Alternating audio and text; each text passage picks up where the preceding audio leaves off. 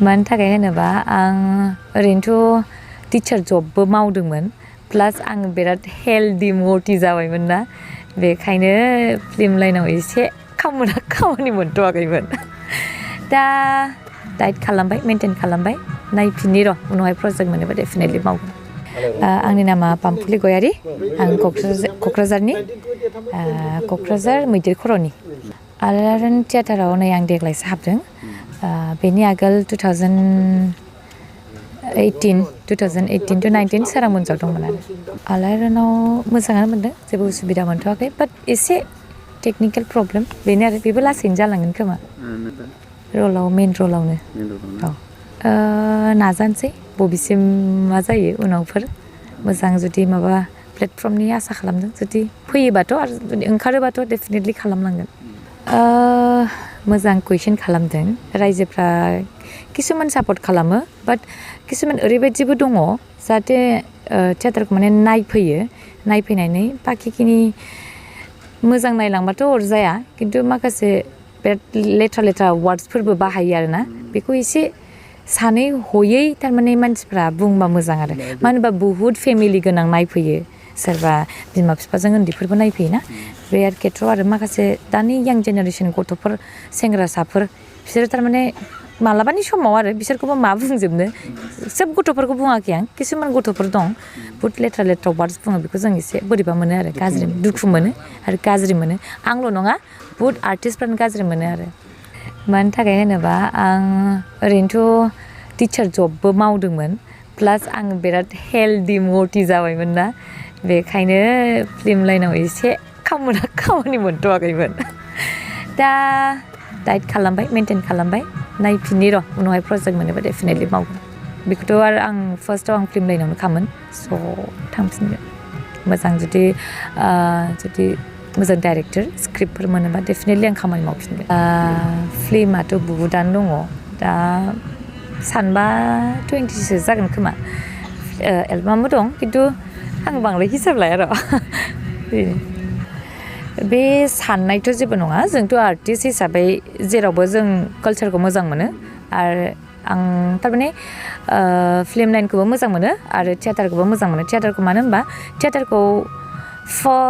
जेला जों थियेटार नायोना माने मोनसे आग्रह जायोना जोंबो गाखोनो मोनगोन नामा जौस्राङाव थियेटारनि माबायदि ट्राइ खालामनो बिदि सानोमोन आरोखि ना दा मोनबायानो माने बहुद डिफरेन्ट जोंनि फिल्म लाइनजों ओमफ्राय थियेटार लाइनजों बहुद डिफरेन्ट बुंनो थाङोबा मोननैबो मोजाङानो आं मोननैखौबो मोजां मोनो खामानि मावनानै फार्स्ट ओरैनोथ' चाइल्डहुडआव दंखायोमोन आंना थरथिंसे मोदै ओमफ्राय बेनि उनाव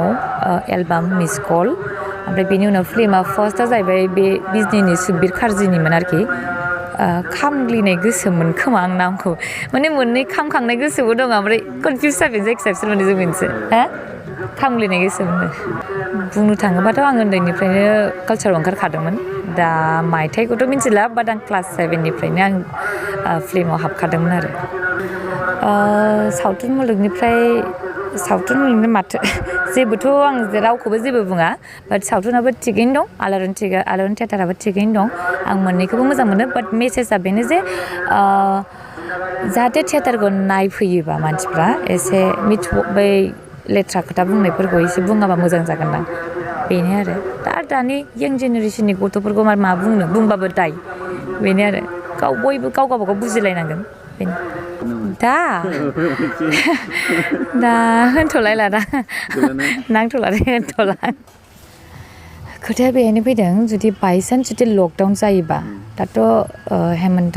साराबोथ' बुंदों जेनेबा लकडाउनखौ होआ होननानै खिन्थु जुदि